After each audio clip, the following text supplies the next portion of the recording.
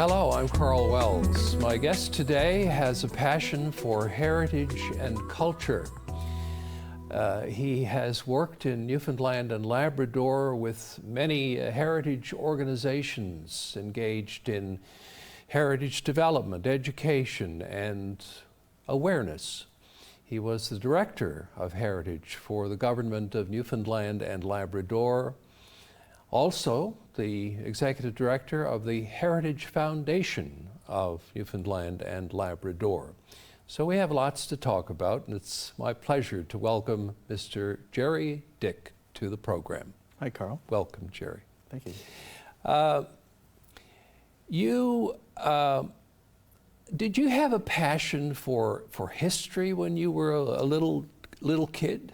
Yeah, I think it's something that's always been with me, and particularly I think getting the stories from my grandparents. My grandparents all immigrated from Europe, and well, they came out of Soviet Union, so there were lots of stories there. So I think I just got that fascination, and in grade 12 I did we had to do a family history tree, and that got me started on that, and I've already done a couple of books on my family's history, so it's something that's been with me a long time. Yeah, that can keep you busy for a long time. Family 30 history. years, I think. I was at it for 30 years. Yeah.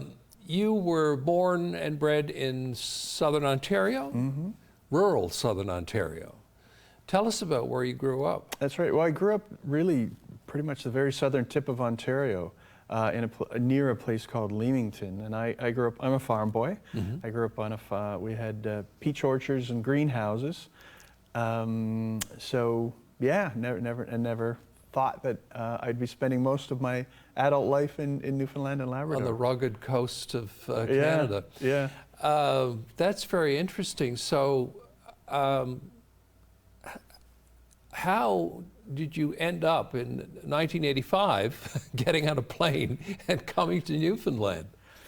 Well, I was working with well, it's now called the National Trust. It was the Heritage Canada Foundation, and they had done a pilot on a program called Main Street, and so I was working with them in terms of developing some educational materials and researching some of the pilots, and so they were about to develop the main program, and I knew that Carbonear was being considered. So in advance of actually coming here, I remember one rainy, foggy May. Showing up here and going out to Carbonear. So I came here for work. I guess many people go in the other direction or have gone in the other direction, but I came out here to coordinate what was to be a 3-year program in heritage preservation and downtown revitalization in the town of Carbonear. And well, that's went into about 35 years of being here. And while you were doing that, you were also doing your master's at MUN, weren't you? The master's came much later. Oh, I Actually, see. When I was working with the provincial government, I decided to do a master's. And that was in cultural geography. Cultural geography, yes. What exactly is that? I guess you could say cultural geography is about studying how people inhabit place. So it looks at how they think about place and their customs and how they build things and all that. So it was a really good field for me to kind of have another more critical look at the work that I was doing in heritage preservation. And cultural geographers can look at anything and everything in terms of how they understand place. Mm-hmm. So when I did my thesis, I looked at how bureaucrats, I was looking at, it was called Constructing the Newfoundland Outport. And I wanted to know how people construct it, how bureaucrats did, how writers did, historians, and people today in places. How are they thinking about their place and what's going on? Mm-hmm. So that was a great thing to be able to do much later in my career. Yeah.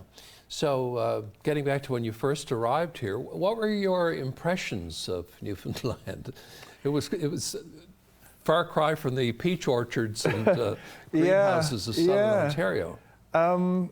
Well, I remember my first thought about Carbonear. I went down the main street and I could see, things were in pretty rough shape, and I thought, oh, they need me, like in terms of, I think my first impressions were, how wonderful the people were, and there's something about the landscape that's always agreed with me here. This kind of elemental landscape that I like and I'm really comfortable with.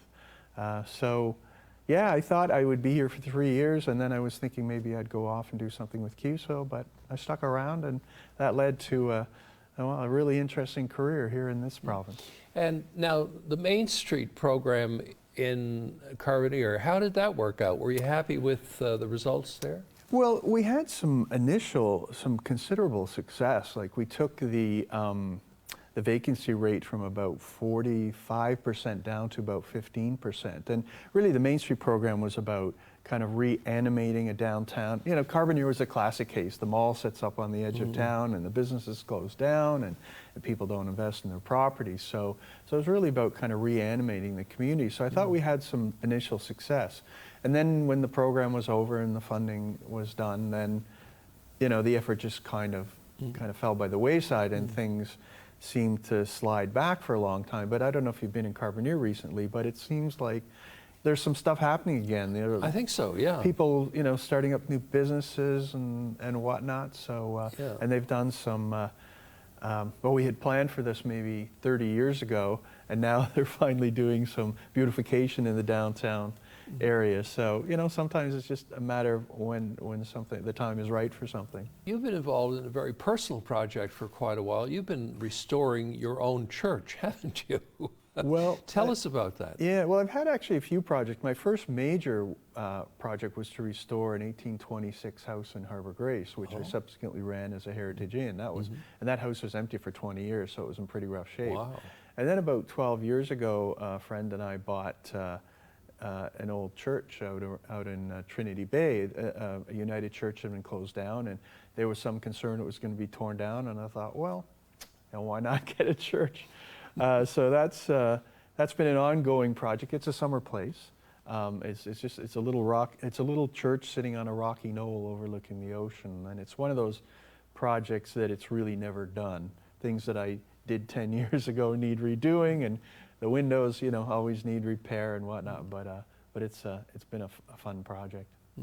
Sounds like fun. Jerry, sticking with buildings, there've been a lot of what I would term significant buildings here in St. John's that over the years have been torn down, destroyed in one way or another. There are some left. I was wondering which, for you, are the most significant buildings that we have left now?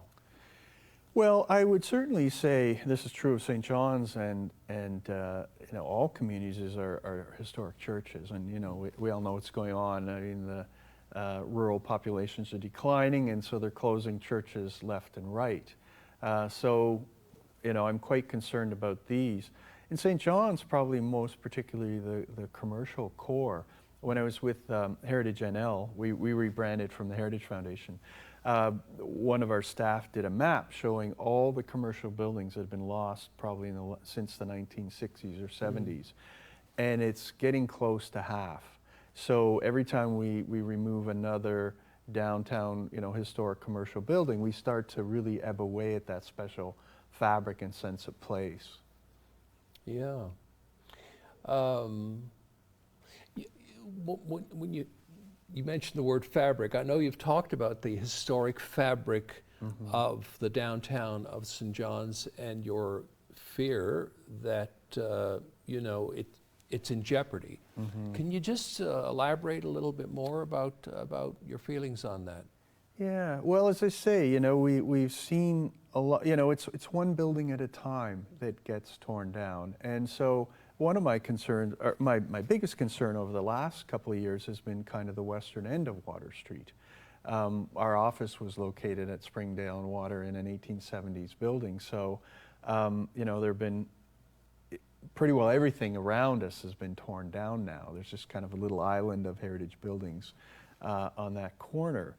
And often, I mean, we can't save everything. I appreciate that. And I think one of my concerns is that, well, what is so special about these buildings? I think it has a certain scale. It has a certain texture or pattern of buildings that make it downtown St. John's. And so what I'm often concerned about with newer development, and I'm all for good new development, is that the scale is wrong. And it's kind of overwhelming. And also, you know, if we look at the downtown streets, even the little side streets that went to Harbor Drive, there's a shop or there was something that addressed the street. And a lot of our newer buildings now, they give nothing to the street at all. And so it's not going to be a very nice place to walk. And I'm thinking, for example, the new addition to the Jag Hotel, you know, that's going to be almost a whole block and really nothing on Water Street other than sort of faux windows. I think of the new Salvation Army building right at street level. It's just a blank wall. So I think we have to, you know, when we're doing new development, we should really look at what was there before, or what's there in the neighborhood now, and try and really preserve that kind of special scale and sense of place. You talked a while ago about how we shouldn't be building things that give a false sense of history.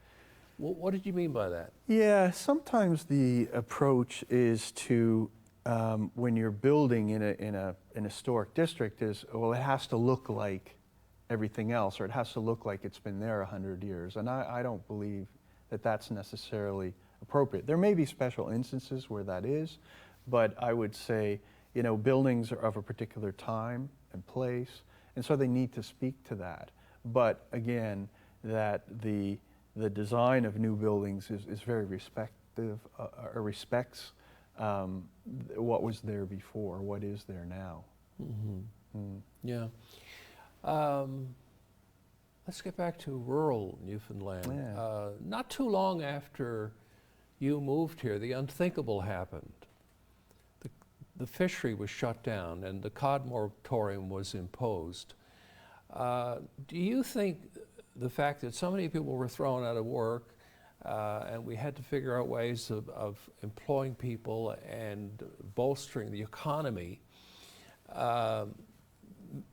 made people focus on heritage development as the economic development of heritage as a way of alleviating our problems? There definitely was some of that. And it was all, you know, a lot of it was tied to tourism development. We'll try and diversify our economies to include tourism. And also, but I think there was also a sense of, by a lot of people, that we're going to lose something, that special, and I was in Carbonear, I just caught the tail end of the inshore fishery and people still going to the Labrador coast, the stationers, and that all ended. And so I think people felt that something was being lost. And so we saw, I think, about a tripling of the number of community museums, which may have been part, you know, thinking about economic and development and tourism, but I think it was also about people preserving their kind of special, their past and their way of life. Do you think some communities kind of rushed into things, rushed into, you know, heritage development without doing the proper planning and giving it the kind of thought that should have been given? I'm smiling because that's always been my mantra, is planning. You know, you have to do your planning. And I remember working with one community, I won't name them, but we took them to Bonavista to show them the work that had been done there. And I said, well, you know, the two kind of lessons here are leadership and planning, because Bonavista had a long-term plan that they're still working towards. And the response was, well, yeah, we can do a plan later, but we just want to do some stuff now. And probably a classic case of the, you know, doing something without a plan. In one community, they had built a building for a museum, but they didn't have a set of plans or anything. They nearly had to tear it down because it was built too close to the road. And I was asked to come in and do a set of plans to help them figure out how they would actually design the interior of this building. So, you know, I think there's often this anxiousness to, we want to do something, we want to see some quick results, where, you know, this kind of heritage work is really community development, and it's long term, that you do your planning and you do a number of incremental things, and you'll see the results maybe 5, 10, 15 years down the road. What is it about Bonavista that you like so much? Because you think they've done an absolutely fantastic job in Bonavista. Yeah, well, there's a community that, so they were hard hit by the moratorium. Oh, yeah. And so a number of people left, and council's first response was, well, these vacant buildings are going to make our community look bad. We have to get them torn down. And it really was the local Heritage Society said, no, those are part of our future. So the Bonavista Historic Townscape Foundation, they really laid the groundwork. So they did a long-term development plan. They had a grant program for owners of residential properties to fix up their houses, to restore them. And they did a lot of the beautification. They did the whole Church Street revitalization, beautification, and a lot of stuff along the harbor front. So, as I say, I think they had a couple of those key ingredients. They had real leadership. Dave Bradley and his father, Gordon Bradley, were real. Yeah.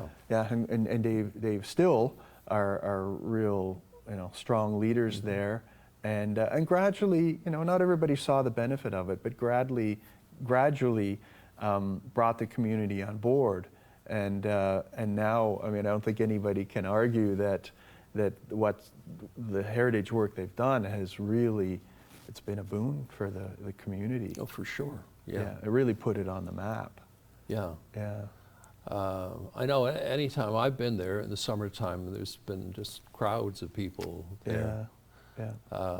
Great vacation spot now for people. I just want to stop, if I can, and just one example, because the temptation is to always look at tourism, but one of the projects that I think was really key in Bonavista was restoring the old Garrick Theatre. Yes. And that was not done for the tourists, that was done for the locals. And so I think if you want to keep people there and attract, especially young people, you have to have stuff to do. And so that, they have live performance, they have movies. So I think a venue like that is really, really important. For sure. When you were director of Heritage for the Newfoundland and Labrador government, part of your responsibility, I guess, was developing policy. Mm-hmm. What were some of your main goals in terms of policy development, and how easy was it for you to convince your masters in government that they should, follow your line?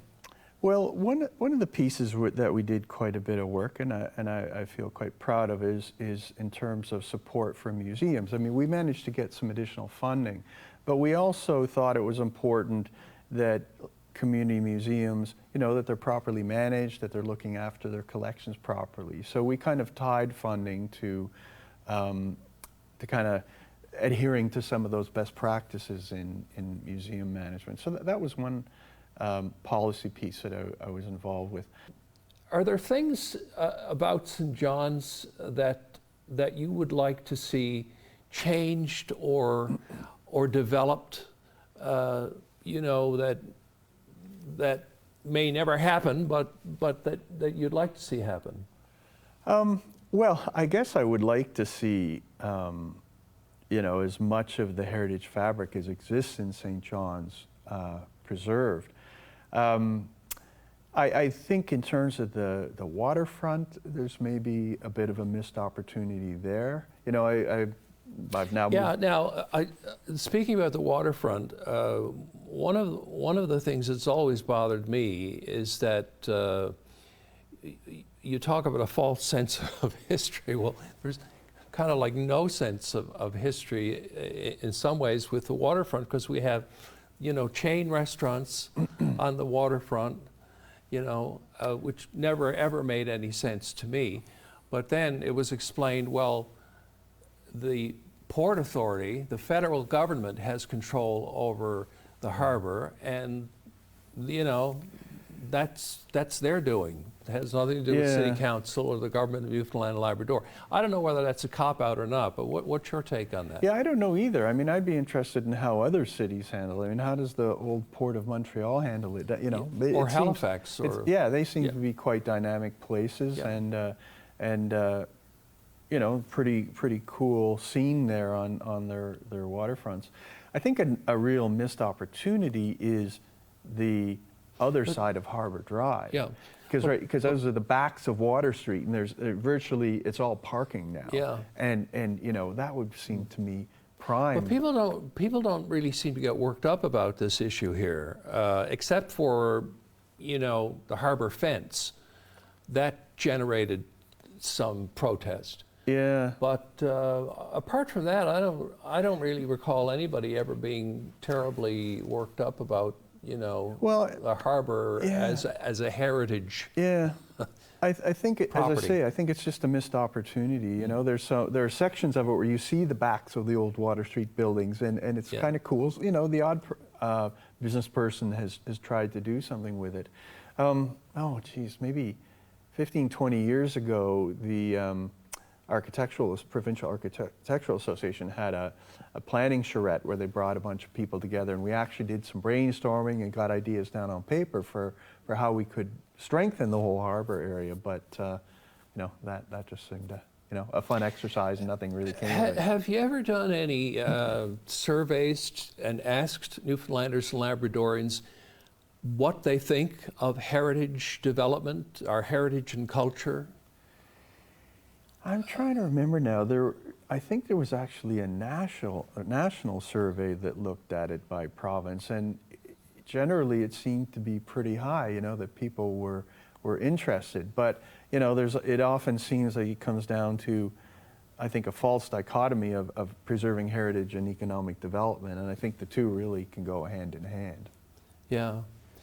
Oh, the Colonial Building. You were involved with the restoration of the Colonial Building and the properties surrounding it. Did that turn out the way you wanted it to turn out?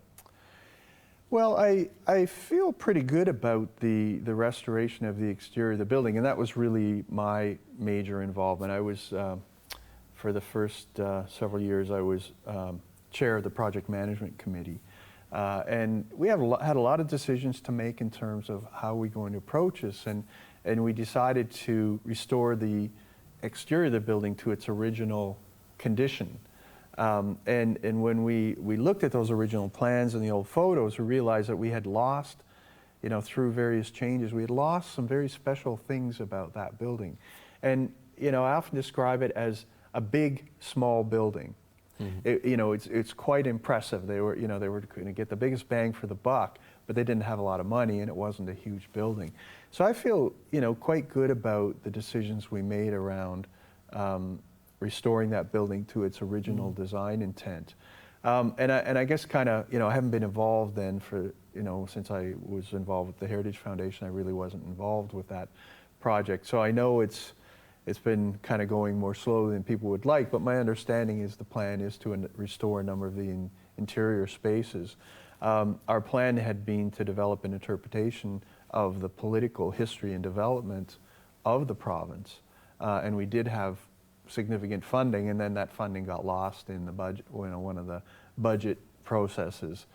So I'm really not sure. I think there are still some plans to do that, but it's probably taken longer than we had all hoped. But There was a little bit of blowback about how the yard, for want of a better word, in front of the building was changed so dramatically, because it used to have the fountain and all of that. Do you recall that? Oh yes, Yeah. oh yes.